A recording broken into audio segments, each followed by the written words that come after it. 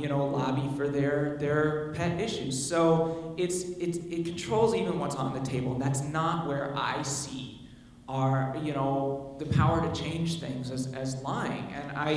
And what hasn't, I think, been talked about yet, really, is the power that working people have and the efforts that are undergoing in working people. Maybe not in all industries, and I think things should share a really important point with us about how people in his industry think and feel. But we haven't really talked about the role that nurses are playing, like in National Nurses United and unions, nurses unions that are pushing for a national health care program, that are pushing for single payer. Right now there's the Fight for 15 campaign and low-wage worker campaign that's organizing strikes of fast food and retail, low-wage retail workers in Milwaukee and Madison and other places around the country. And that is, those are the workers who get shoved off by their employers onto, public health, because they might get offered a health care plan that's completely unaffordable, but because of what they make. So they're the people who, we mobilize them.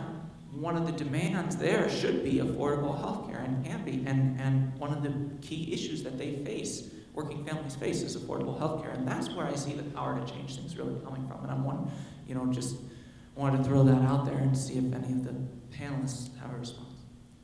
I would just say quickly, you're right, and when Citizen Action Wisconsin, we're very involved in the Milwaukee strikes, and part of the demand is health care. Moving a living wage campaign that says you have to pay more if you don't provide health care, so that in order to try to build health care into what a living wage is. But you're absolutely right, all these social movements are necessary, but we still have to retake our government with them at some point, because it's an essential instrument for social justice. Just one real fast comment on that, because there's a lot of questions. The only problem that I completely agree with you, that it's about access to health care, and then as the woman over here mentioned, and then it's about our responsibility to provide good health care, or wellness care, or however you want to say it. But the problem in our current system is, to provide access to health care, we're throwing profit dollars to the insurance companies generally, and that's why I really like Vermont's model, which is to create a statewide health insurance exchange that the state runs, and it's essentially a statewide single-payer health plan. So I think you make a really good point about the role of money in politics. Absolutely. I mean, I don't dispute the outsized role that money plays in elected officials' decisions. But what I would encourage you to think about is, why is money so powerful? What is that money used to do? I'll tell you what it's used to do. It's used for ad buys, for holding events in the district.